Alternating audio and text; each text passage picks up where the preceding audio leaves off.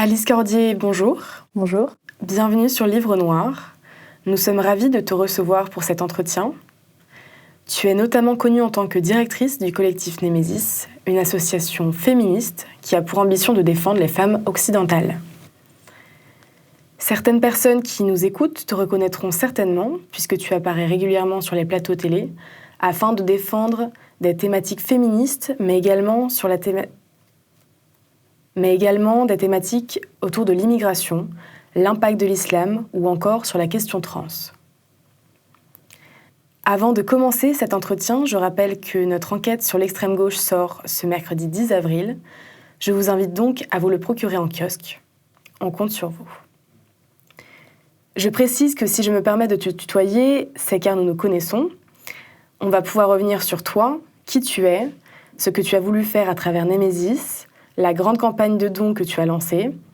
On va avoir le temps de soulever différentes questions, mais tout d'abord, tu sais Alice, on commence toujours nos entretiens avec une citation. Pour toi, j'ai extrait celle-ci. « Le petit-fils d'immigrés que je suis ne fait pas le lien entre immigration et délinquance, mais il est évident que nous avons un problème de délinquance étrangère », a déclaré Gérald Darmanin. Qu'est-ce que cette citation t'évoque ? C'est un de mes grands amis, Gérald Darmanin. On se connaît déjà un petit peu, donc je ne suis pas étonnée. C'est toujours ce 50-50 finalement et ce discours toujours un peu tamisé où on ne veut pas vraiment dire les choses. Aujourd'hui, en effet, il y a un problème et un lien réel entre immigration et délinquance. Nous, on le dénonce par le biais des violences faites aux femmes et par d'abord une expérience personnelle et ensuite des chiffres qui nous viennent du ministère de l'Intérieur lui-même en plus et qui prouvent bien cela. Maintenant, en effet, la généralisation, n'a pas lieu d'être. Il y a évidemment des gens qui se comportent très bien, et on aura l'occasion de le développer. On trouve, notamment dans la délinquance, mais surtout aussi dans les faits de violence faites aux femmes, une surreprésentation de personnes issues du Maghreb ou d'Afrique subsaharienne qui s'explique par un côté culturel, mais on aura l'occasion d'en revenir. Alice, plus jeune, tu vis à Orléans. Où tu vas être victime et témoin d'agressions causées par des personnes issues de l'immigration. C'est pourquoi je viens sur cette question. C'est de là que cet engagement politique vient ? Alors, l'engagement... c'est un petit peu plus compliqué que ça. En fait, j'ai trouvé dans la cause des violences faites aux femmes, notamment par le biais du harcèlement sexuel ou des viols de prédation, ce qui se passe dans l'espace public, la concrétisation d'un vœu que j'avais en moi depuis très longtemps, d'un vœu d'engagement. Ça fait depuis que je suis passionnée vraiment par le débat public, par les questions de politique, depuis que je suis très jeune. Par exemple, je me souviendrai toute ma vie de l'élection de Nicolas Sarkozy. C'était en 2007, j'avais 9 ans.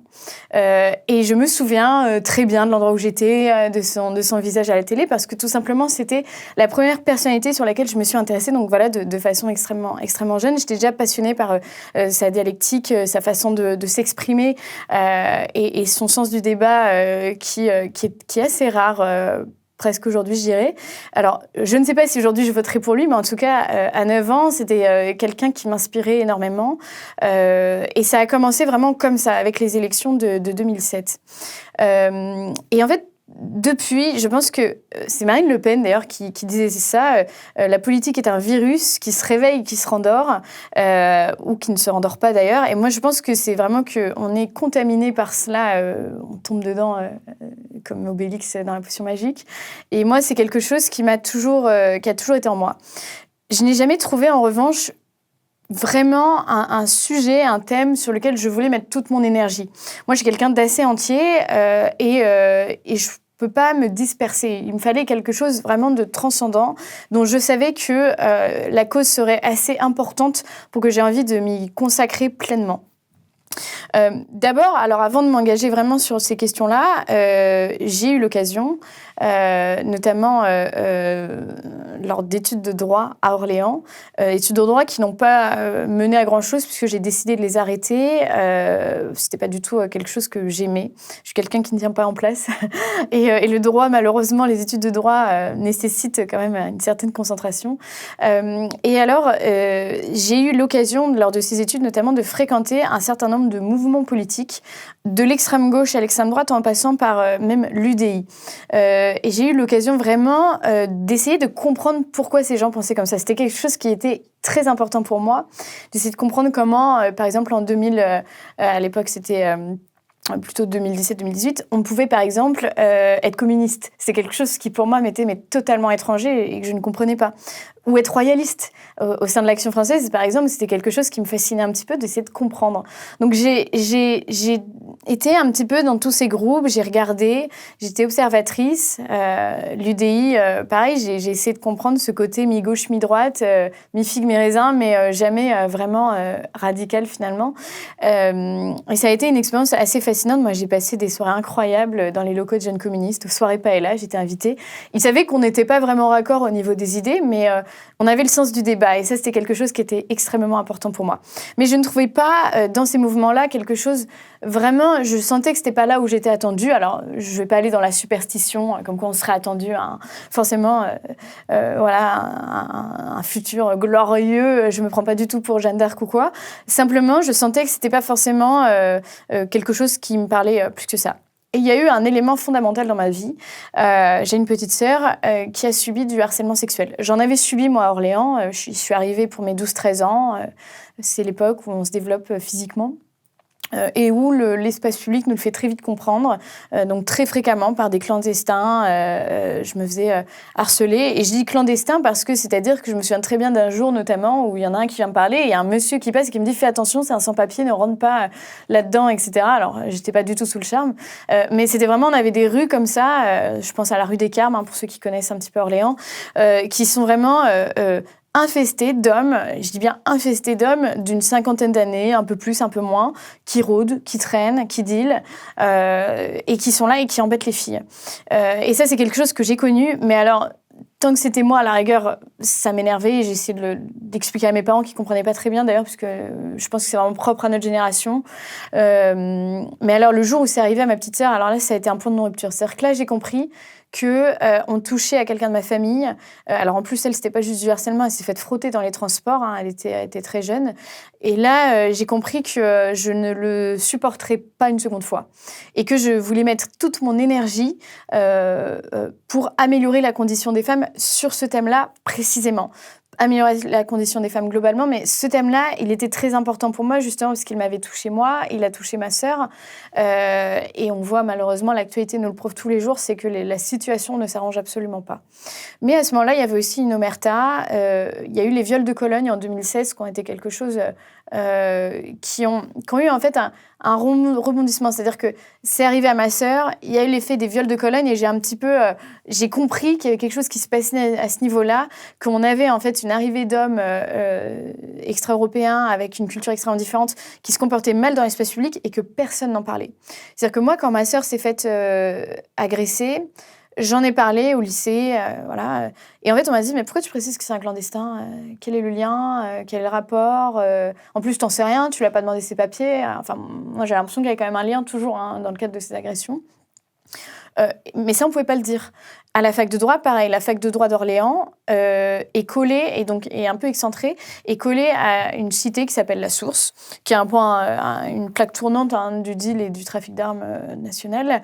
Et en fait, c'était vraiment un campus, et la fac de droit et la fac de lettres, puisque j'étais en double licence, étaient ouvertes, et donc il y avait des gens de La Source qui pouvaient rentrer.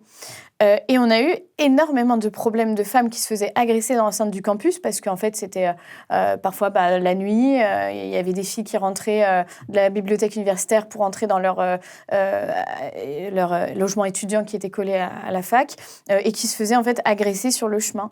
On a eu des hommes de La Source qui essayaient de rentrer dans les logements étudiants des filles, etc. Mais ça, on n'avait pas le droit de dire par qui c'était fait. C'était toujours, oui, il y a une insécurité, il y a des violences, il faut se méfier, etc. Mais on ne précisait jamais que c'était des hommes de la source issus de l'immigration.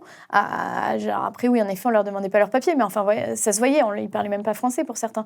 Et ça, on n'avait pas le droit de le dire. Et là, moi, j'ai compris qu'il y avait une analyse un petit peu plus poussée à faire sur justement, est-ce que c'est parce que ce sont des hommes ou est-ce que c'est parce que ce sont des hommes d'une culture différente et qui, du coup, ont une vision de la femme différente et ce qui fait augmenter cette insécurité. Moi, je suis évidemment de cet avis-là. C'est en cela que je me différencie des féministes radicales qui, elles, vont considérer que tous les hommes sont un problème parce que, par essence, des hommes, donc violents, etc. Moi, j'ai considéré qu'en effet, c'est un petit peu plus poussé que ça et qu'il y a en effet des cultures qui sont plus violentes avec les femmes et que quand elles arrivent ici, malheureusement, ça ne se passe pas toujours bien. Donc voilà un petit peu mon parcours. Ce réveil politique, il a eu lieu à la fois, j'avais ça en moi, vraiment cet engagement latent qui était en moi, qui se nourrissait de l'engagement des autres, par les jeunes communistes, par des militants royalistes, par des militants centristes, etc. Les médias d'extrême gauche ont essayé de nous diaboliser beaucoup, d'ailleurs, en retenant de nous, notamment de moi, que le fait que j'ai pu essayer de fréquenter un peu les milieux plus de droite. Mais en fait, moi, c'est très dur de me mettre dans une case parce que j'ai vraiment fréquenté tous les milieux pour essayer de comprendre d'où venait cet engagement et pourquoi en moi ça retentissait autant. J'ai vécu un engagement finalement de substitution, voilà, par procuration pendant longtemps. Et enfin, il y a eu le déclic au moment où ma sœur a été agressée et là j'ai compris. Néanmoins, ça ne s'est pas Némésis n'est pas arrivé en même peu après l'agression de ma sœur. Il y a eu quelques années entre-temps où je me suis d'abord construite et après on a fondé l'association. Et comment justement t'en es arrivée à l'association Némésis ? Qu'est-ce qui s'est passé ? Est-ce que tu as cofondé ? Il y a eu d'autres personnes avec toi ? Tu as rencontré comment est-ce que tu as rencontré ces personnes ? C'est presque un concours de circonstances, je dirais. En fait, je quitte mes études de droit. Il s'avère qu'en parallèle de mes études de droit, je faisais énormément de bénévolat auprès de SDF. Ce qui d'ailleurs avait donné lieu à des scènes assez extraordinaires, puisque je connaissais tous les SDF d'Orléans. Et j'étais pas forcément appréciée de tout le monde à Orléans, par le fait que j'allais dans plusieurs milieux politiques. Et je me souviens d'un jour où je passe devant une manif d'extrême gauche, justement.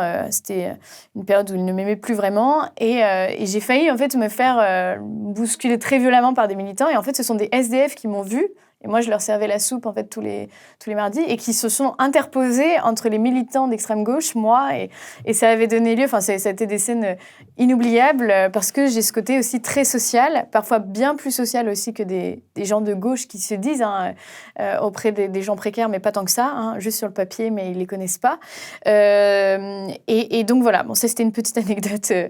Voilà. Et en fait, je m'occupais de ces SDF-là, et je trouvais que les études de droit m'apportaient pas beaucoup de profondeur dans mon engagement, dans le métier que je voulais avoir, et je voulais me mettre au service des autres. Donc je suis partie à Paris faire du social, un BTS en alternance, notamment dans le logement social. Et en fait, au milieu de ce BTS, donc en arrivant à Paris, je commence un petit peu à rencontrer d'autres gens, et je traînais énormément sur les réseaux sociaux. Je connaissais pas énormément de filles intéressées par les questions, les thématiques de violence faite aux femmes de la façon dont moi je le vivais. Et en fait, je tombe sur un certain nombre, c'était la mode des groupes Facebook à l'époque, c'était beaucoup sur Facebook qu'on se sociabilisait. Et je rencontre, par discussion interposée, par réaction dans les commentaires à des articles, notamment qui parlaient de viols faits sur des femmes, et bien des femmes qui commencent à prôner le même discours que moi. Jusqu'au jour où j'arrive à constituer un petit groupe d'une quinzaine de femmes, un peu de tous les âges, de tous les milieux, et que je dis, écoutez, on se rencontre parce que moi, j'ai besoin, en fait, qu'on puisse parler de tout ça. Et ça, en fait, ça arrive, je dirais, au début de mon BTS. On se rencontre, et en fait, c'était très drôle, puisque c'était une rencontre donc, avec des femmes qui venaient de milieux, mais vraiment opposés. Il y avait des filles qui étaient anciennement d'extrême gauche, qui s'étaient fait agresser et qui, du coup, avaient porté un discours, ont changé un petit peu d'avis. Il y a aussi des femmes, alors ça m'avait pas mal marqué, qui ont été agressées, qui ont commencé à vouloir en parler dans des associations féministes, et ces associations-là se sont totalement fermées à elles. C'est-à-dire que vous faites agresser, et c'est la double peine. Mais ça existait déjà il y a 5-6 ans. Je veux dire, c'est pas nouveau. On le découvre aujourd'hui, mais en fait, ça fait très longtemps que les mouvements féministes sont véritablement gangrénés par une idéologie. Et voilà, et ça, c'est des filles que je rencontre. Il y a d'autres filles qui sont plus politiques, mais sur qui la cause des femmes est importante. Et en fait, on se constitue un groupe vraiment d'une 15-20 femmes âgées entre 18 et 50 ans. C'est très varié. On travaille dans plein de milieux différents. Il y a des milieux qui sont plus bourgeois, des milieux plus ouvriers. Enfin voilà, c'est très varié. Et je me dis, mais en fait, vraiment, je ne suis pas la seule à penser comme ça. Et ça a été décisif de me dire, je pensais vraiment pendant des années que j'étais la seule à me dire, il y a un problème. Et je me rends compte que d'autres femmes partagent ça. Et ça a été une expérience incroyable. Et du coup, on est devenu un petit peu accro à ce groupe-là. Et on se voyait très fréquemment, une fois par semaine, ou de façon un peu plus éloignée sur les disponibilités. On se parlait tous les jours, on interchangeait vraiment sur l'actualité. Et jusqu'au jour où on s'est dit, en fait, c'est génial, on échange ça entre nous, mais en fait, il doit y avoir plein d'autres femmes en fait, qui pensent comme nous. Et de là, on s'est organisé. Et le déclic, ça a été vraiment l'été, juillet 2019. Une jeune femme se fait violer à Nantes, justement, par un clandestin dans son jardin étant collé en fait à un squat de migrants. Et de là, moi, j'appelle toutes les filles de ce fameux groupe de 15-20 femmes. Je leur dis, voilà, on monte un groupe, on fait quelque chose, on passe à l'action. Là, c'est plus possible, on y va. Je savais pas du tout quel était le projet, mais je dis, on y va. Et on est 7, enfin elles sont 6 à m'avoir répondu présente, à m'avoir répondu OK. Et donc on forme un petit noyau de 7 jeunes femmes. On avait avec nous juste notre volonté et notre colère. Hein. La colère parfois fait vraiment, c'est pas de la haine, c'est de la colère. C'était vraiment quelque chose on ne supportait plus ce qui se passait, on ne supportait plus ce message et on ne voulait pas se faire étouffer. Ça a été vraiment le début de Némésis, juillet 2019. Et donc on s'organise. Il s'avère que dans ce groupe-là, on a une graphiste qui commence à créer notre logo, qui commence à créer des visuels, à créer une charte graphique, ce qui est super important en fait. Donc en fait, très rapidement sur les réseaux sociaux, on arrive avec une charte graphique, à quelque chose de très professionnel, alors qu'on n'était absolument pas professionnel. C'est-à-dire qu'à l'époque, on n'avait aucune planification d'action, on avait zéro soutien, on sortait vraiment de nulle part, on n'était pas connus dans le milieu politique, on n'avait pas de financement, on avait quelques abonnés du coup sur les réseaux sociaux. Et pour la petite anecdote là aussi, le logo de notre association, ce visage-là a été créé avec des particularités physiques du visage de chacune des 7 cofondatrices. Donc moi, ce sont mes yeux, les cheveux, c'est les cheveux de la graphiste. On a pris les taches de rousseur de lune, etc. Donc on a créé un personnage vraiment avec le visage des 7 cofondatrices. Donc c'est une anecdote assez jolie, je trouve, par rapport à l'association. C'est vrai que c'est une très belle histoire, en tout cas de création de Némésis, que tout le monde ne connaît pas forcément, donc je trouve ça intéressant d'y revenir. Tu m'avais confié il y a quelques jours le fait que tu trouvais que les associations d'extrême gauche étaient mieux organisées que celles de droite. Comment est-ce que tu fais aujourd'hui et vous faites au sein de Némésis pour rivaliser, vous organiser pour la communication ? En fait, pour les avoir vraiment beaucoup observés, ce sont des gens très organisés, très militants, je parle de l'extrême gauche, qui est prêt à sacrifier tout pour leur cause. Alors, la gauche, en effet, justement, en reprenant toutes les manifestations, l'éco-social, ont en effet entretenu ça. Et moi, j'ai été fascinée de voir ces gens, capables de tout abandonner, très dénués d'un esprit bourgeois qu'on retrouve parfois à droite, mais de tout abandonner, c'est-à-dire que, par exemple, la culture du don, à gauche, est extrêmement présente. Sacrifier ses week-ends pour aller manifester, bon, alors, entre amis, certes, mais quand même, ils le font. Quand nous, on a tant de mal à mobiliser pour des manifestations, signer des pétitions en masse, c'est quelque chose qu'ils maîtrisent énormément. Mais ça, c'est pour le militantisme de terrain. Donc moi, je me suis pas mal inspirée d'eux, et notamment d'une association que je n'ai pas fréquentée, mais qui était très en vogue à ce moment-là, c'était les Femmes. Ce groupe de femmes qui débarquaient seins nus dans des manifestations sur lesquelles elles étaient en désaccord. Et nous, on s'est dit, on va faire la même chose. Alors, sans les seins nus, nous aussi, on va aller confronter finalement les féministes, les néo-féministes, là où notre cause est essentielle aussi. C'est-à-dire que nous, notre cause, elle est profondément féministe. C'est-à-dire que nous, on dénonce des violences faites aux femmes qui vont concerner les femmes parce que femmes. Quand vous faites harceler dans l'espace public, l'écrasante majorité des gens à se faire harceler sont les femmes, parce que femmes, parce elles sont considérées comme un bout de viande. Et du coup, nous, on s'est dit, on va aller les confronter nous aussi, on va faire ça sur leur terrain. Si la gauche peut le faire, nous aussi, on va le faire. Et donc, on s'est vraiment inspiré d'elle au niveau de quelque chose aussi de très esthétique. Les femmes, esthétiquement, il y avait les couronnes de fleurs, les seins nus avec les grandes marques, etc. Et on s'est dit, nous, on va faire la même chose. On va apporter un côté esthétique aussi, un côté féminin. Et surtout, on va aller sur leur plate-bande. Parce que notre cause, elle est profondément féministe. Et si elles ne veulent pas, si les néo-féministes ne veulent pas nous accepter, c'est pas grave. Dans 10 ans, tout le monde dira la même chose que nous. Et on ne s'est pas trompé. Et donc, voilà, on a mis en place des actions choc où on a commencé à s'infiltrer dans les manifestations féministes. Et d'un coup, on sortait nos pancartes avec le vrai message. La toute première action qu'on a fait, on avait 1 mois d'existence. Il faut vraiment se rendre compte, c'était en novembre 2019. Donc, on avait officialisé l'association en octobre. Et en novembre, on a fait notre action en novembre, lors de la grande manifestation Nous Toutes du 25. Et en fait, on était 5 militantes dans la manifestation. Avec d'abord, on avait mis en fait sur des cartons nos slogans très trash sur la question migratoire. On a interpellé Marlène Schiappa, qui était à l'époque à l'égalité des hommes-femmes et qui n'avait rien fait. Pourtant, elle s'était engagée à expulser les étrangers délinquants. On n'en a pas vu la couleur, sans jeu de mots. Et en fait, on est arrivé dans la manifestation, d'abord avec nos pancartes qui étaient recouvertes de papier cadeau avec des slogans très lambda, très féministes, comme l'extrême gauche l'aime. On a été d'ailleurs assez adulés, on était à fond, on mettait ambiance, etc. Et puis dès que j'ai vu une caméra en direct, une grosse caméra, c'était peut-être LCI ou BFM, on a arraché notre papier cadeau et dessous, stupeur, cheval de Troie, on avait nos slogans bien plus... bien moins en phase avec ce qu'on avait le droit de dire au sein de cette manifestation. La gauche a fait notre succès ce jour-là, puisque les manifestantes étaient ulcérées de voir évidemment des jeunes filles pouvoir porter ce genre de discours. D'ailleurs, c'était très drôle parce qu'on avait à ce moment-là, j'avais 22 ans, les filles qui étaient avec moi avaient mon âge, et en fait, on s'est fait vraiment... agressés par des femmes qui avaient l'âge d'être voir nos grands-mères, nos mères, voir nos grands-mères, et qui en fait il y avait vraiment un écart générationnel assez fascinant, et c'était des images qui ont été repris.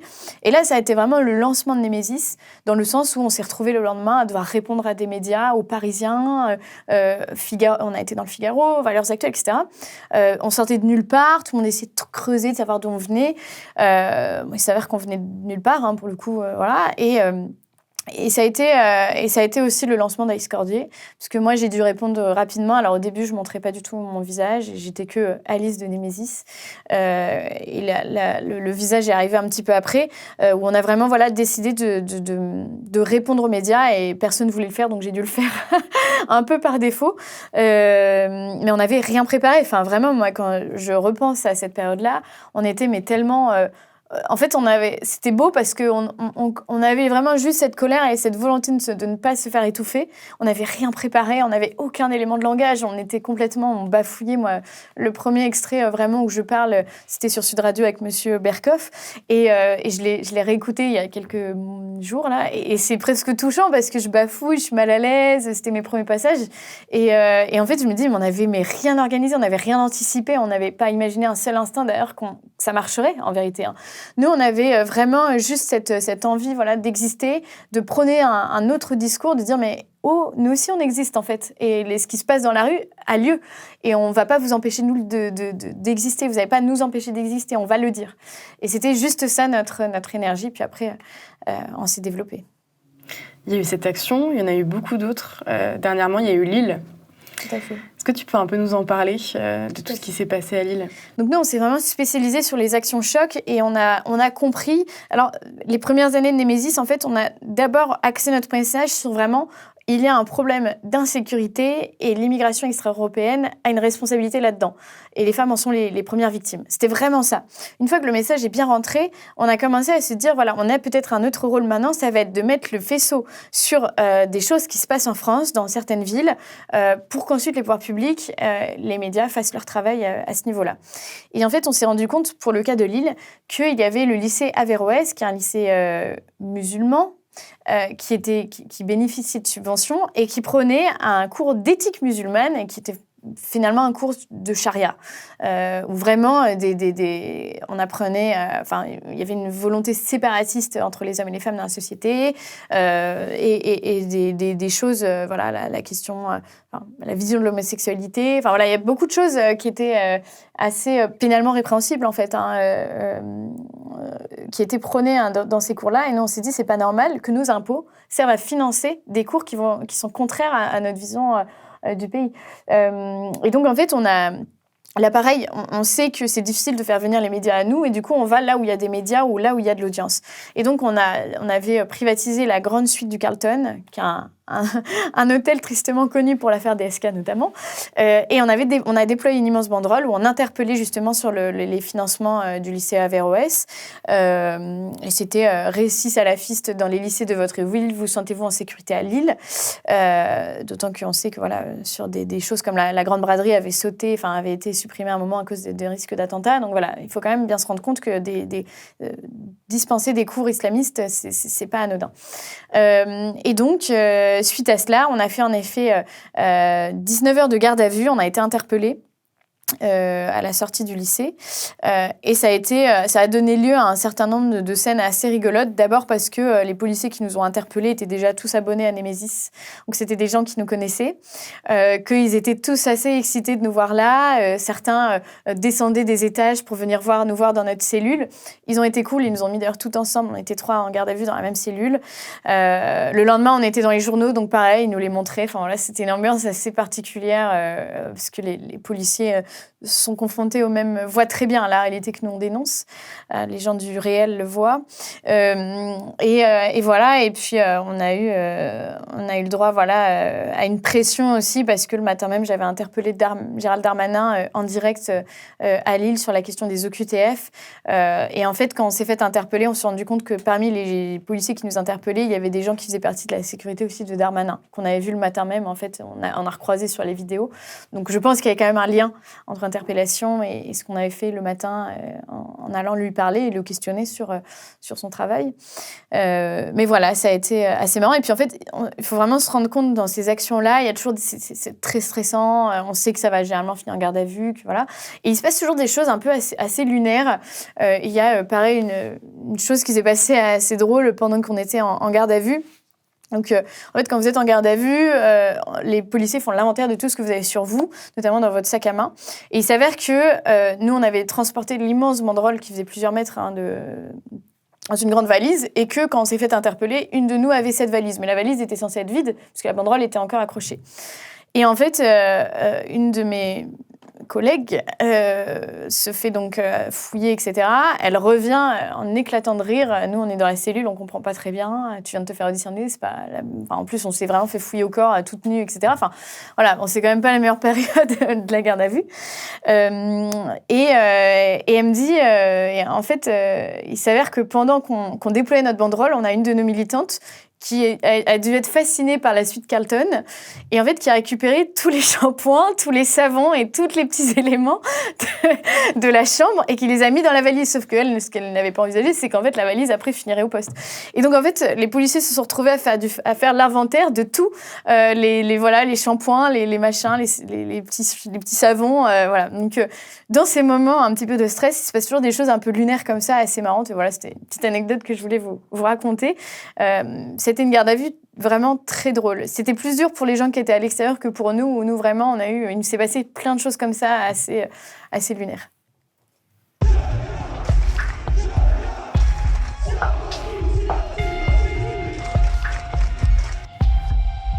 La conquête de l'hégémonie politique a un préalable.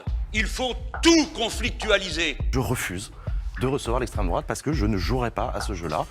On va en parler, c'est un sujet l'extrême droite, c'est un sujet la violence de l'extrême droite. La France est un pays qui est structurellement raciste. Il y a je crois, un pan dans le sionisme qui nourrit cette doctrine coloniale, et je crois qu'Israël est malade de son colonialisme. Et je crois que là, ce qui est en jeu pour Israël, que vous qualifiez d'État terroriste depuis 1948. C'est un État qui terrorise les Palestiniens depuis 1948. La France Insoumise, je crois qu'elle est visée par des syndicats policiers. Parce que moi, c'est des syndicats qui ont fait récession. Ils sont plus dans le champ républicain.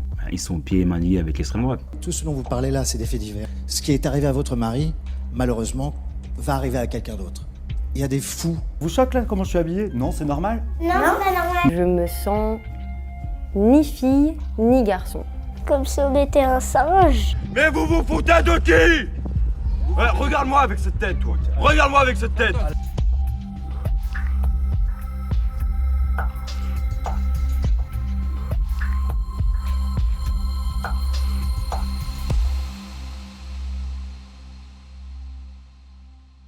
C'est une garde à vue qui s'est bien passée, c'est une action qui s'est bien passée également. Il y en a d'autres qui se passent moins bien, avec des suites aussi d'agressions dans des bars notamment. Certaines de tes militantes, toi également, vous avez été victime de l'extrême gauche, de militants d'extrême gauche qui vous ont agressé. C'est arrivé à plusieurs reprises. Est-ce que tu souhaites nous en parler? Bien sûr, l'action Averroès à Lille était bien parce que non seulement c'était une action dont on savait que quasiment les seuls risques c'était d'aller en garde à vue, pas de subir des violences physiques. Et surtout, c'est une action qui a été efficace puisque les subventions ont fini par sauter de ce lycée. Dans des actions où, en fait, on arrive dans des manifestations pour apporter une autre parole, et je pense que c'est quelque chose d'essentiel que de montrer que la parole n'est pas unique et de ne pas leur laisser le terrain vraiment. On a été victime, en effet, de violences de la part de militants d'extrême gauche. Et je me souviens d'une action particulièrement violente en mars, il y a maintenant 4 ans, où on arrive, donc c'était mars 2020, où on arrive avec notre banderole, en effet, sur une surreprésentation, là encore, d'hommes issus de l'immigration. C'était une statistique qu'on avait affichée. Et en fait, on est totalement pris à partie par des manifestations antifa, par des militants antifa, antifascistes, qui nous encerclent et qui réellement ont été d'une violence assez incroyable. Et on se retrouve enfermés dans un bar, parce que c'était le seul endroit où on avait pu se réfugier, entre guillemets. Et on se retrouve enfermés pendant des heures avec une centaine d'hommes en noir, cagoulés derrière, qui tambourinent. Je me souviens même qu'en fait, le bar a fermé et on était avec des gens qui n'étaient pas du tout liés à la manifestation. Il y avait des enfants, etc., qui étaient pétrifiés, évidemment. Et alors là, la police a été inexistante ce jour-là. Elle n'est pas du tout venue. Elle s'est dit, bon, ils règlent leur compte entre eux. Visiblement, ça a été ça. Et là aussi, anecdote plus ou moins drôle, en tout cas assez amusante, c'est que, en fait, on s'est retrouvés aussi avec Stanislas Rigaud dans ce bar-là, puisque Stanislas, à ce moment-là, était journaliste pour l'Étudiant Libre. En fait, l'Étudiant Libre, c'est le premier média où j'ai accepté de rencontrer de vive voix le journaliste. Je ne savais pas du tout que c'était Stanislas Rigaud, enfin, je ne le connaissais pas du tout. On s'est vraiment rencontrés lors de l'interview et il n'était pas du tout politisé à ce moment-là. Et c'est la première personne que j'ai rencontrée il y a maintenant 5 ans, à qui j'ai accepté de parler vraiment à visage découvert. Sans doute a-t-il été assez persuasif, je ne sais plus exactement. Et en fait, il avait couvert aussi cette manifestation de mars 2020 où on a été enfermés. Donc, on a été enfermés ensemble. On a vécu beaucoup de choses, finalement. Et en fait, on a réussi à ressortir de cette manifestation par l'arrière du bar suite à une intervention de voisins. Enfin, voilà. Bref, on s'en est sortis comme ça. Mais il faut vraiment se rendre compte, là aussi, que les risques sont énormes quand on va à ce genre de manifestation, mais qu'ils sont importants. C'est-à-dire que nous, quand on fait ce genre d'action, c'est pas dans un but juste d'exciter l'extrême gauche, etc. C'est que derrière, ces images vont être reprises et vont pouvoir dénoncer des choses. On a pu dénoncer les violences de l'extrême gauche et cette totale, cette chose totalement hallucinante qu'à une manifestation féministe, des femmes qui arrivent, en plus on était sans sécurité, sans rien, on était vraiment que nous. Alors il y avait que Stanislas Rigaud comme garçon avec son collègue, quoi. On n'est pas arrivé avec, je sais pas, des policiers, on n'est pas arrivé avec une sécurité, on est arrivé seul. Et on a subi des violences à cette manifestation-là, et c'est vraiment très important de le mettre en avant et de dire, en fait, nous, ce qu'on a voulu faire, et je pense que ça a bien marché pendant ces années-là, c'est de dénoncer l'incohérence totale d'un féminisme, en fait, qui se retrouve bloqué entre son idéologie et le réel. Et la réalité, c'est qu'aujourd'hui, en manifestation féministe, il y a des femmes qui se font violenter si elles n'ont pas le même avis que la doxa dominante dans les associations néo-féministes d'extrême gauche. Et nous, on a vraiment voulu dénoncer cette totale incohérence et surtout cette totale idéologie que les mouvements néo-féministes aujourd'hui, ce sont des mouvements d'extrême gauche qui utilisent le féminisme à des fins idéologiques et pour amener un calendrier politique là aussi. Il faut vraiment se rendre bien compte de ça. Derrière, et moi je le dis parce que vraiment dans les manifestations féministes, j'ai vu des filles aussi sincères, des filles à qui sans doute il est arrivé des agressions et qui en fait se font totalement lobotomiser par des idéologues. Je pense à Caroline de Haas, par exemple, qui est une vraie idéologue, c'est-à-dire que cette femme a été présidente de l'UNEF. Il y a eu des agressions sexuelles au sein de l'UNEF lors de sa présidence, où elle était secrétaire générale, je ne sais plus exactement, et elle a décidé de taire ces agressions-là. Elle a décidé de taire des agressions qui étaient arrivées sur ses propres militantes. Donc, si vous voulez, il faut vraiment se rendre compte de ça, que au sein de ces associations-là, il y a des idéologues qui manipulent des jeunes filles qui ont, elles, en effet, peut-être vraiment subi des violences ou subi des choses qui peuvent arriver dans le cadre du couple, notamment à l'adolescence, qui est une période extrêmement compliquée, et qui se retrouvent là avec l'esprit mais totalement lavé par des femmes qui savent très bien, elles, ce qu'elles font. Et moi, je pense vraiment qu'il était essentiel qu'il y ait une autre voie à arriver et qui se sacrifie un petit peu pour montrer, en fait, jusqu'où elles peuvent aller. Et elles peuvent aller jusqu'à frapper des femmes. On a vraiment entendu ce discours-là. Moi, je me souviens de scènes assez lunaires où je suis face à ces filles, à ces militantes d'extrême gauche. Je leur dis, mais tu te rends compte qu'on est en manif féministe et tu vas me frapper alors que je suis une femme. Elle me dit, non, mais toi, t'es d'extrême droite. Donc, c'est pas pareil. Et on en vient là, quand même. Le terme d'extrême droite, aujourd'hui, est utilisé à tort et à travers partout pour légitimer la moindre violence. C'est-à-dire qu'il vous déshumanise pour justifier qu'on puisse s'en prendre à vous et s'en prendre à votre discours. Et là, aujourd'hui, on s'en rend compte, la gauche laïcarde s'en rend compte maintenant, puisqu'elle-même se fait traiter d'extrême droite. Mais ça, c'est quelque chose qui existait depuis longtemps. Et je pense que le rôle de notre association était vraiment de dénoncer cela et de montrer que des femmes d'une vingtaine d'années peuvent se faire lyncher sans problème, en fait, à ce genre de manifestation. Et la deuxième chose aussi, c'était d'apporter un contre-discours et dire, attendez, la réalité, c'est qu'aujourd'hui, dans l'espace public, la majorité des agresseurs, ils sont issus de l'immigration. Et c'est réel, et vous voulez pas le dire, vous voulez pas le voir, parce qu'en fait, à vos manifestations, à toutes les manifestations néo-féministes, il y a des rangs entiers d'associations pro-migrantes qui viennent défiler avec des slogans pro-migrants, ce qui n'a aucun rapport avec le féminisme normalement, voire même aujourd'hui, ça s'oppose. Et il était temps aussi d'apporter un autre discours. Comment justement... pour approfondir un peu plus, mais comment tu perçois justement ce silence, que ce soit des néo-féministes, mais également des médias mainstream et d'extrême gauche pour certains, qu'on constate aujourd'hui ? On a vraiment tellement diabolisé la droite et les positions de droite que je pense qu'aujourd'hui, on n'a plus aucun recul sur ça. C'est-à-dire qu'aujourd'hui, vous êtes critique de l'immigration, c'est-à-dire qu'automatiquement, vous êtes une personne moralement excluable. Et ça, c'est quelque chose d'intéressant. Et la droite aussi ne s'est jamais vraiment assumée, à part une droite plus dure, sur ces questions-là. La droite LR, par exemple, Sarkozy, a toujours fait des concessions et a toujours voulu s'excuser devant une gauche. Ça, c'est malheureusement lié à post-45, où vraiment la droite s'est sentie... on a oublié que la droite a aussi, pour certaines personnes, été résistante. Et vraiment, on a l'impression d'avoir ce poids d'après Seconde Guerre mondiale, où en fait, sur certains discours, on va être automatiquement traité de collabo, quoi. Et ça, c'est quelque chose qui, je pense, est vraiment fondateur de la situation dans laquelle on est aujourd'hui. Il y a la gauche qui vraiment nous a diabolisés et qui a permis du coup de faire que tous les arguments qui s'opposaient à la gauche étaient irrecevables. Et il y a la droite qui derrière a fait beaucoup de compromissions à la gauche et qui ne s'est pas assumée dans ces positions-là, sauf en effet des personnalités mais qui ont été totalement diabolisées à l'époque. Et donc on en arrive aujourd'hui à avoir des femmes qui dénoncent ce qui se passe dans la rue et à être traitées de fascistes, de tous les noms d'oiseaux qu'on peut employer. Alors aujourd'hui, je garde espoir par rapport à ça dans le sens où ils sont tellement employés à tort et à travers que plus personne aujourd'hui ne prend au sérieux ces accusations-là. N'empêche qu'il y a 5 ans, ça a été extrêmement compliqué. Au sein de l'association, on s'est fait traquer par des journalistes de Mediapart dont on se rend compte qu'aujourd'hui, les mêmes journalistes ont financé des djihadistes. Et donc bon, sur la question morale, on repassera. Et si vous voulez, nous, on a vraiment, on a des proches qui ont été appelés. Je pense à Mathilda aussi, qui est porte-parole de l'association. Des proches ont été contactés. On a des journalistes qui nous ont contactés sur tous nos réseaux possibles et imaginables, sur nos téléphones privés. Enfin là, c'est assez pour essayer de trouver des informations. Et si vous voulez, c'est pas un travail de journaliste neutre. C'est-à-dire que là, c'était pas pour faire un compte-rendu neutre sur notre situation. C'était pour nous défoncer, nous diaboliser, montrer. Ils ont essayé de nous trouver des liens avec des mouvements, des groupuscules, des machins. Ils n'ont pas réussi. Et donc, ils ont essayé de trouver vraiment tous les moyens pour essayer de diaboliser. Je pense qu'ils ont eu peur aussi de notre association et du fait qu'elle grandissait.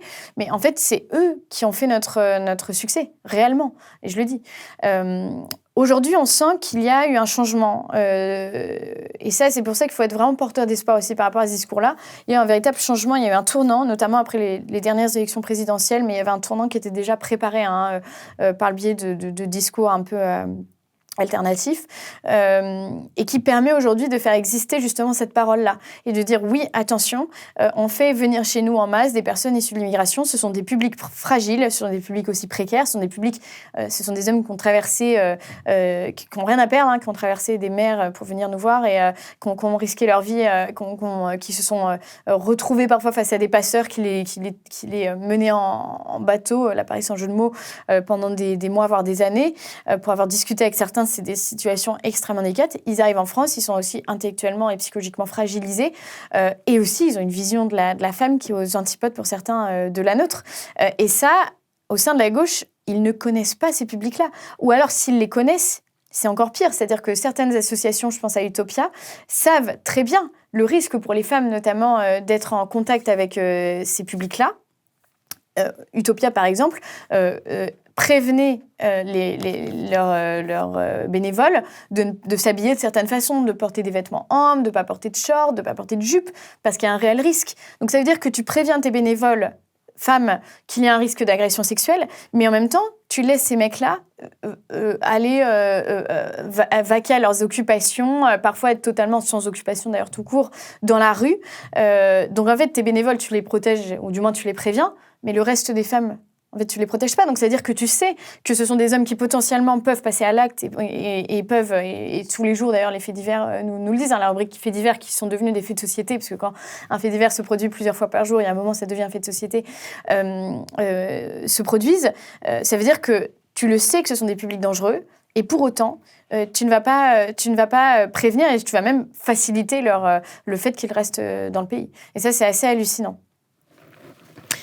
Il y a les groupes d'extrême gauche qui agissent contre vous, Némésis, mais contre d'autres groupes de droite et d'extrême droite, entre guillemets. Mais il y a également des personnes qui agissent à droite et j'aimerais avoir ton point de vue sur un sujet. Le féminisme est abordé par d'autres femmes que celle du groupe de Némésis. Thaïs, tu as parlé d'elle, Thaïs Descuffon, tu as parlé d'elle dans Valeurs Actuelles, il y a quelques jours. J'aimerais avoir ton avis sur ce sujet, sur cette cause qu'elle essaie de défendre. Un féminisme, elle est contre le féminisme.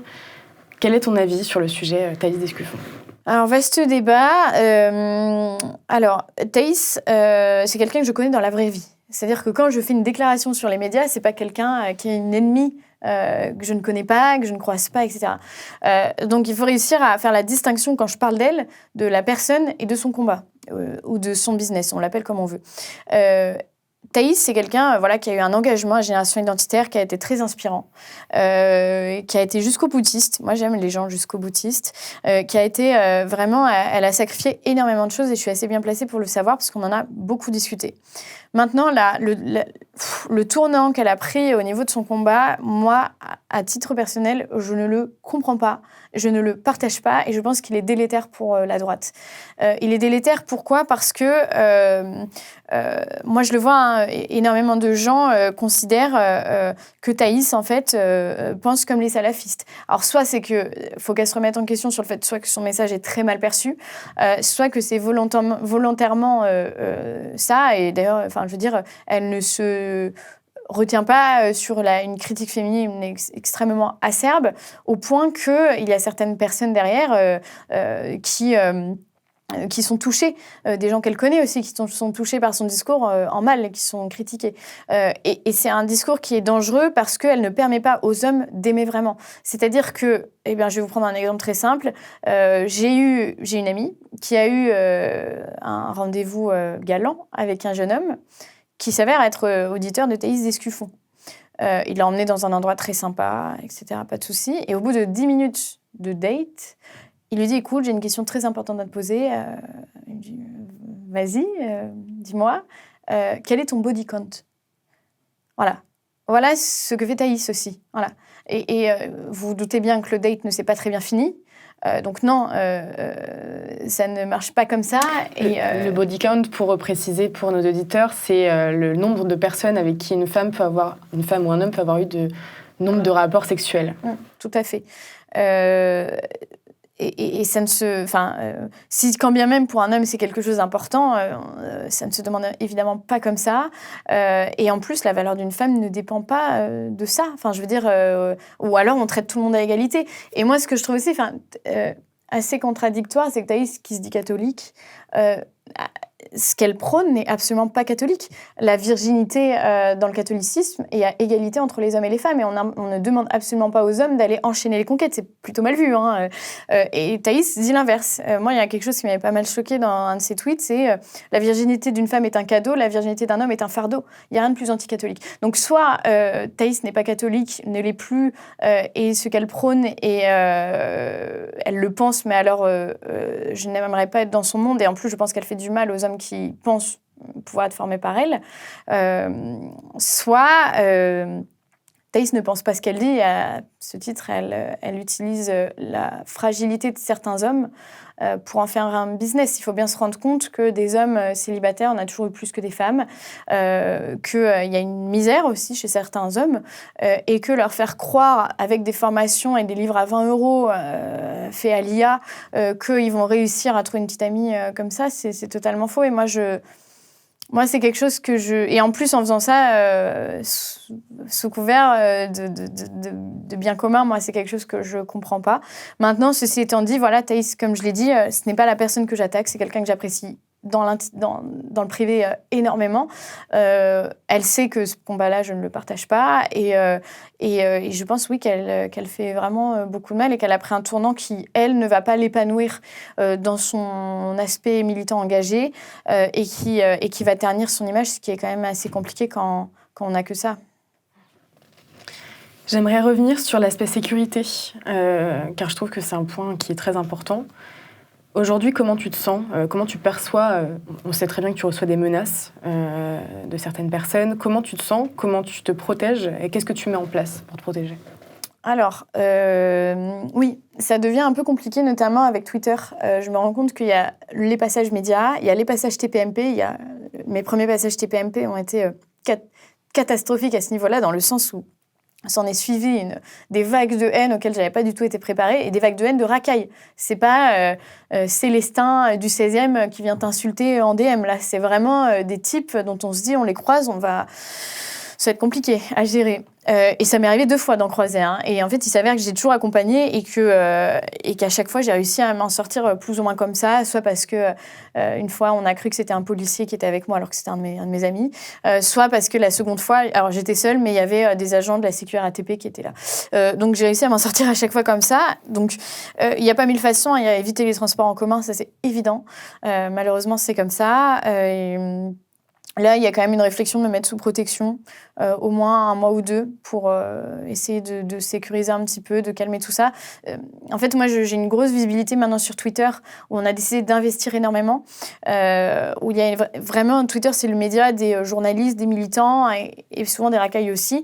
Et c'est vraiment un média où on peut réussir à interpeller, à se faire connaître par d'autres gros médias, et à visibiliser vraiment un combat. Donc nous, on essaie vraiment d'avoir cette stratégie sur les réseaux sociaux de présence, en jouant avec les algorithmes, en étant extrêmement présente, mais on ne veut pas tomber dans la caricature sur nos tweets. En revanche, on ne s'empêche pas de dire ce qu'on pense de façon rationnelle, mais sans tomber dans la caricature. Mais même ça ne suffit pas.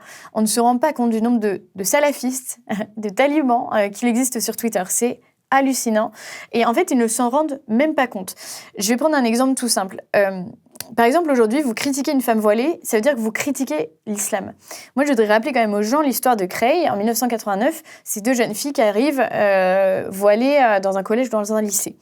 Elles se font, on leur demande d'enlever leur voile, elles se font envoyer. Ça avait fait un énorme scandale. Mais en fait, à l'époque, on parlait du foulard islamique. Tout simplement parce qu'à l'époque, les femmes musulmanes n'étaient pas du tout toutes voilées. Et aujourd'hui, ce que les islamistes ou les frères musulmans, on les appelle comme on veut, ont très bien réussi, c'est à faire croire que toutes les femmes musulmanes le sont par définition si elles portent le voile. Donc en fait, ça exclut totalement l'affaire d'hier nous le montre très bien, cette petite fille, cette jeune femme qui a été lynchée parce qu'elle ne portait pas le voile alors qu'elle était musulmane. En fait, il y a vraiment une véritable pression sur les femmes qui sont exercées de la part de ces communautés pour que justement, on les oblige à porter le voile. Il faut savoir aussi qu'il y a des imams, par exemple, ça c'est des informations qui nous ont été remontées, notamment je pense au Café Laïque à Bruxelles qui fait un énorme travail sur ces questions-là. Il y a des imams qui donnent de l'argent de poche à des petites musulmanes pour qu'elles se voilent. On en est là quand même, il y a une véritable emprise, hein, et ça c'est des choses qui ont été sourcées, prouvées, et que je ne fais que répéter. Et en fait, maintenant, on s'est rendu compte de ça. Donc maintenant, quand vous critiquez la question du voile, vous prenez toute une communauté islamiste qui est devenue islamiste, qui était peut-être une communauté musulmane plus modérée, mais il y a eu un tel travail de lavage de cerveau, notamment par les islamistes, que maintenant, ils le sont tous devenus, ils ne s'en rendent même pas compte. Et donc, vous critiquez le voile, vous critiquez obligatoirement l'islam, alors que ça n'a... pour le coup, il y a des musulmanes non voilées. Mais les musulmanes non voilées, on connaît leur sort. Voilà. Aujourd'hui, ce qui n'était pas le cas avant. Voilà, et sur Twitter, c'est hallucinant. Et dès que vous parlez de ce genre de choses, ça devient un scandale. Aujourd'hui, on a le droit de critiquer cela. Par exemple, il n'y a pas très longtemps, j'ai critiqué Emmanuel Macron quand il est allé à Marseille faire son opération coup de com' Place Nette. Il pose en interview avec une petite fille de 12 ans, voilée, intégrale, voilée, voilà. Donc ça veut dire que c'est une petite fille, selon ce qu'on dit dans leur communauté, qu'on voile pour ne pas attirer les hommes. Petite fille de 12 ans, il y a quand même quelque chose qui est grave, hein, qui frôle la pédophilie. Donc ça, pareil, je l'ai dénoncé sur Twitter. Je me suis fait, je me suis pris une vague de haine. Dans mes DM, ça a été des insultes, des menaces, voilà. Il y a quelqu'un qui a essayé de trouver des informations, des données sur moi. Enfin voilà, et c'est et venant de gens que vous croisez dans la rue tous les jours, hein. Parce qu'ils sont tellement nombreux sur Twitter que ça peut pas. À chaque fois, on peut pas nous dire ouais, mais c'est que des radicalisés islamistes, etc. Et à un moment, c'est qu'il y a un problème aussi au sein de la communauté. Et il va vraiment falloir aussi que certains musulmans se lèvent à ce niveau-là et disent les choses, parce que là, c'est pas possible. C'est-à-dire que je n'ai pas le droit en France de critiquer le fait qu'une fillette de 12 ans soit considérée comme un objet sexuel et donc qu'on la voile. C'est ça qu'on n'a pas le droit de dire, en fait. Mais c'est grave. C'est complètement contraire à notre vision de la femme, à notre vision de l'enfant, à nos valeurs.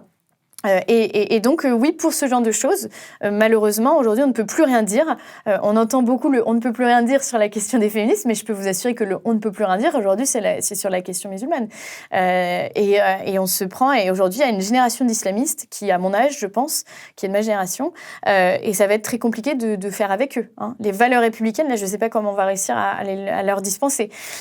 Donc voilà, et oui, il y a une question de mettre sous protection, parce que l'influence sur Twitter, il faut vraiment se rendre compte. Moi, je me fais reconnaître vraiment dans la rue depuis 4 ans, depuis 3 ans. Mais là, c'est de plus en plus par des gens qui ne sont pas du tout sympathisants de l'association, quoi. Donc voilà. Donc on réorganise sa vie, c'est un sacrifice, ça je ne peux pas le nier, c'est un sacrifice aussi pour nos proches qui n'ont eux pas choisi cette vie-là. Et je pense à Iona aussi, qui est une jeune militante qui vient d'entrer chez nous, qui vient de militer à visage découvert et qui, elle, vit à Besançon et qui se fait reconnaître en soirée par des gens dans les bars, etc. Et moi j'ai peur pour elle parce que je me dis, moi à la rigueur à Paris, je peux éviter certains quartiers où je sais qu'il va y avoir des gens un peu plus radicalisés, mais alors elle, je ne sais pas comment elle va faire à long terme. Donc, nous, on met en place aussi à ce niveau-là. On ne veut pas que le militantisme soit... on veut quand même qu'il y ait un certain confort à ce niveau-là. Et donc, on essaye d'améliorer la condition de nos militantes qui acceptent de se montrer à visage découvert en mettant tout un plan de sécurité en place par le biais des taxis. Alors, là encore, les taxis, même là, il y a un débat parce que dans les Uber, ce n'est pas toujours hyper sécurisé. En les aidant à déménager si elles ont besoin, en les aidant, voilà. Et ça déroule un petit peu sur ce que je voulais dire aussi, c'est qu'au sein de l'association, on a un véritable plan de stratégie d'influence, évidemment. C'est pour ça que quand on s'engage à militer à visage découvert, on s'engage aussi sur ces risques-là, parce que nous, notre but, il est aussi de tabasser notre idéologie et notre combat sur les réseaux sociaux. Par le biais de vidéos, par le biais de tweets, par le biais d'une grosse visibilité, parce que c'est ça aujourd'hui qui fait aussi bouger l'opinion publique. Et par les réseaux sociaux, vous pouvez faire remonter des scandales qui ensuite finissent dans des gros médias. Première chose. Et la deuxième chose, c'est que on a une véritable vocation à ce niveau-là aussi, à sécuriser nos militantes et à leur apporter aussi une véritable assise financière à ce niveau-là, par un plan de financement qu'on a su mettre en place. Il y a 4 ans, c'était pas du tout le cas. Nous, on a vraiment eu 2 phases dans l'association. La phase de lancement, où là, comme je te le disais au début, on avait vraiment que notre énergie, que notre volonté. Et il y a eu la phase de professionnalisation qui continue là encore et qui dure depuis 2 ans, où j'ai décidé de faire de ce petit groupe une grosse association influente qui frôle le lobbying, hein, évidemment. Et là, je suis allée me faire former. Et là, j'ai fait un peu moins de terrain. Et là, je suis allée me faire former à de la communication, au marketing d'influence, évidemment, au marketing digital, mais aussi à la levée de fonds. Moi, je n'avais jamais fait avant de business plan, de benchmark, ce genre de choses où on compare aussi avec d'autres réseaux sociaux. Et j'ai commencé à apprendre vraiment cette stratégie de regarder ce que faisaient les autres associations féministes et les autres gros comptes à influence comme Mademoiselle.com ou Fresh. Et nous, on a étudié leur stratégie, on a recopié cette stratégie. Et là, on lance un nouveau média qui va être totalement calqué aussi sur cette stratégie d'influence. Comment font les autres pour marcher? Il suffit de regarder la gauche et ses stratégies d'influence pour recopier exactement la même chose. On n'a même pas besoin de chercher. Ils sont excellents. Je sais justement t'en parler. C'est une cagnotte qui a été préparée il y a quelques jours et qui a été lancée. Je crois que ça a été totalement une réussite. Là, on arrive quand même presque au but, hein, si ce n'est pas déjà le cas. Ouais. Quel est l'objectif de cette cagnotte? Vers où ça va aller? Quels sont les projets, si tu veux en parler justement à nos auditeurs? Alors, donc nous, on a eu toute cette période militantisme de terrain que l'on continue évidemment de faire, et on se rend compte que maintenant, ce qui n'était pas possible il y a 4 ans, on peut le faire. C'est-à-dire qu'il y a 4 ans, Elon Musk n'avait pas racheté Twitter. CNews n'avait pas l'influence que cette chaîne a aujourd'hui. On n'avait pas les relais médiatiques ou sociaux, de réseaux sociaux qu'on a aujourd'hui. Et donc maintenant, il y a une véritable course contre la montre d'influence sur les réseaux sociaux qui est vraiment à développer.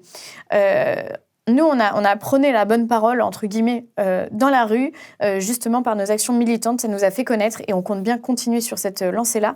Mais on pense qu'en complément, vraiment en complément, et c'est deux pôles qui sont égalitaires, hein, sur lesquels on va mettre autant d'énergie, il y a véritablement une influence à mettre en place sur les réseaux sociaux.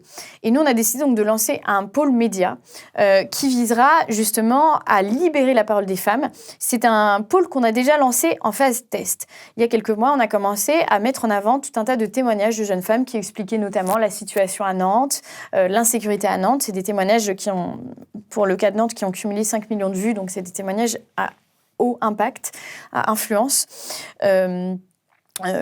Un autre exemple, on a une lanceuse d'alerte anonyme qui travaille dans un tribunal administratif qui nous a mis en avant le business des OQTF par le biais de l'aide juridictionnelle et que les avocats en fait ont vu dans les OQTF un business très lucratif. Et donc ça, pareil, elle l'a dénoncé par le biais d'une vidéo que l'on a postée, qui a ensuite été reprise par Sud Radio et qui nous permet de faire remonter vraiment des scandales. Donc le pôle média, il aura 2 rôles. Il aura un rôle évidemment de faire remonter des témoignages qui vont pouvoir ensuite nous permettre d'influencer notamment en interpellant les maires sur la situation de leur ville et de faire vraiment témoigner des femmes qui ont subi d'un certain nombre de choses et qui ont vraiment qui dénoncent cette insécurité. Voilà. Et le deuxième aspect, ça va être vraiment de mettre en avant des lanceurs d'alerte, parfois anonymes, parfois non anonymes, qui vont pouvoir là aussi faire remonter des scandales et pourquoi pas que ce soit repris sur des gros médias. Voilà. On a eu un certain nombre d'actions aussi qui ont été reprises par CNews, donc on a bon espoir que là aussi on puisse influencer à ce niveau-là et faire remonter ce genre de choses. On a vraiment une envie aujourd'hui de visibilité sur les réseaux sociaux. Il faut vraiment se rendre compte que la gauche a cette visibilité-là et l'entretien. Quand la gauche fait une levée de fonds, je pense à Usul, il lève 75 000 € en une journée. Alors nous, on est très contentes. On a levé 30 000 € en quelques jours. On est très contentes, évidemment. Mais ils ont eu cette capacité de mobilisation pour la cause militante qui est énorme. Et si en face, nous, on n'a pas cette capacité d'énergie et de don, en fait, on va être bloqué à un moment. Et ce ne sera pas à cause de nous et de notre énergie, mais ce seront parce qu'on n'arrivera pas à mobiliser des gens qui nous permettent à ce niveau-là de rivaliser. Nous, on a un but vraiment de rivaliser avec des associations néo-féministes qui sont subventionnées, grassement subventionnées par nous d'ailleurs. Et nous, derrière, on a vraiment cette volonté de les rivaliser. On a cette capacité, on leur rivalise déjà, mais on peut vraiment passer l'étape au-dessus. Mais pour cela, il faut aussi qu'on ait du soutien. Et en plus, nos dons étant défiscalisables, c'est de l'argent qui n'ira pas à l'État dans des causes qu'on n'a pas choisies. Avant-dernière question, si tu devais faire quelque chose différemment, est-ce qu'il y a quelque chose qui te vient en tête ? Qu'est-ce que ce serait, pardon ? Ce qui a été dur, c'est que je me suis entourée un peu... je ne me suis pas entourée très rapidement. En fait, ce qui a été dur dans l'association, c'est qu'on a fondé cette association de zéro. Il n'y avait personne au-dessus de nous pour nous accompagner. Il n'y avait personne qui avait préparé un petit peu ça. On a créé aussi un concept, un féminisme différent. Et je ne me suis pas forcément, dès le début, entourée de personnes un peu plus matures sur la cause militante, qui auraient pu me conseiller, qui auraient pu me conseiller des éléments de langage. Et ça, c'est peut-être quelque chose que j'aurais revu. En revanche, je suis extrêmement reconnaissante de l'Institut de formation politique, qui nous a pris en main et qui nous a vraiment aidé à cette professionnalisation qui est arrivée il y a 2 ans. En nous aidant justement ils m'ont formé réellement sur les questions justement de financement, comment chercher des financements, auprès de qui, comment savoir défendre son bout de gras et présenter un business plan, comment être persuasive. Enfin voilà, l'IFP a joué un rôle central dans l'association et dans le développement de Némésis. Mais j'aurais peut-être dû les contacter un petit peu plus tôt, et c'est peut-être ça sur lequel j'aurais préféré bénéficier de l'aide de gens un peu plus formés. Mais après, je pense que c'est ce qui a fait la fraîcheur du mouvement. C'est-à-dire que nous, on est arrivé sans aucune prétention et vraiment de façon un peu maladroite, peut-être parfois, mais avec cette colère en nous qui n'a pas cessé. On l'a toujours en nous, évidemment. Sauf que maintenant, on a ajouté un côté un peu plus entrepreneur qui est essentiel aujourd'hui si on veut mener à bien un projet. J'ai rencontré Claire il y a peu de temps, que tu connais pour son affaire. Elle a osé parler de ce qui lui arrivait. Elle a été violée par quelqu'un qui était issu de l'immigration et sous OQTF. Ouais. Elle a eu beaucoup de courage. Est-ce que tu aurais un conseil à donner à des jeunes femmes qui sont un peu comme elle, ou alors pas forcément ayant été victimes de viol, mais qui ont peur de s'engager, ou peur de penser comme toi, peur de parler ? En effet, c'est dur de parler parce que vous vous engagez à des risques. Et Claire, par exemple, suite à ses déclarations, suite à ses passages télé, il y a des personnes qui ont remis en question son viol, par exemple. Alors que le type a été arrêté, il a reconnu, bref. On a remis en cause sa légitimité, sa crédibilité, c'est quelque chose, c'est la double peine. Donc ça, il faut vraiment s'en rendre compte. Ce qui est essentiel, c'est de s'entourer. C'est de s'entourer de personnes qui vont vous rassurer, qui vont vous donner toute cette force et cette énergie dont vous avez besoin pour justement tenir debout. C'est essentiel. Moi, je le vois vraiment auprès de Claire, mais auprès d'autres filles, je pense à Mila aussi, qui nous a rejoint il n'y a pas si longtemps que ça. Je sais qu'elle réussit aujourd'hui aussi à porter ce discours-là parce qu'elle a trouvé au sein de l'association, et pas que nous, mais on a ce rôle-là aussi, un soutien, un socle pour pouvoir dire la vérité sur ce qui s'est passé. Je pense qu'aujourd'hui, on n'a plus le choix. C'est-à-dire qu'il faut parler, il faut dire les choses. Parce qu'on est sur un point de non-retour et les choses vont très vite. Et aujourd'hui, si on ne parle pas, on va laisser la France s'embourber dans un point de non-retour. Donc il faut vraiment inciter ces femmes-là à parler. Mais pour parler, il faut aussi leur apporter un soutien financier, il faut leur apporter un soutien émotionnel, il faut leur apporter un soutien psychologique. Et ça, c'est vraiment essentiel parce que si on ne leur apporte pas la possibilité d'être soutenues à tous les niveaux, eh bien, ce sont des femmes qui vont se renfermer et qui n'oseront pas dire les choses. Et moi, je reçois énormément de messages de gens justement qui qui nous préviennent, qui nous racontent ce qui leur est arrivé, mais qui en effet n'osent pas, justement parce qu'elles ont peur de perdre leur travail, parce qu'il y a une pression de la part sociétale, de la part des proches. Voilà. Et donc il faut réussir à démocratiser ce discours-là. Notre média y contribue évidemment à démocratiser ce discours et à mettre en avant des femmes qui osent parler. Et plus on sera à libérer la parole des femmes, et plus il y aura en effet une prise de conscience commune et collective de ce problème-là qui doit être résolu. Eh bien, merci Alice. Je souhaite à tout le monde un excellent dimanche soir. Je vous invite une fois encore à vous procurer notre magazine d'enquête sur l'extrême gauche, qui sera en kiosque ce mercredi 10 avril. Et merci à nos très fidèles abonnés. Merci à vous.